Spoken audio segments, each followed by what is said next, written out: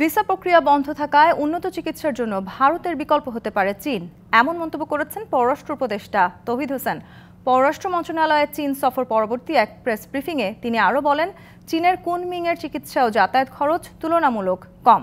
সফরে চীনের ভিসা প্রক্রিয়া সহজ ও ফি কমানোর বিষয়েও আলোচনা হয়েছে বলেও জানান তিনি।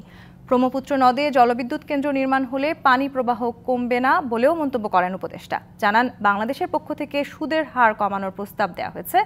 আশ্বাস মিলেছে ঋণ পরিশোধের সময়সীমা বাড়ানোরও।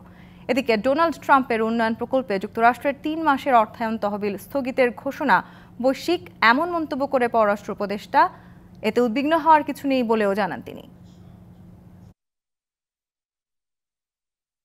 3%-এর বেশি না তাদের ঋণের সুদ হার, অথচ অনেক একেবারে আন্তর্জাতিক ডোনার এজেন্সি যেগুলি আছে তাদেরও দেখা যায় যে প্রকৃত ঋণের সুদ হারের চেয়ে বেশি, 4, 4.5, 5 পর্যন্ত হয়ে যায়।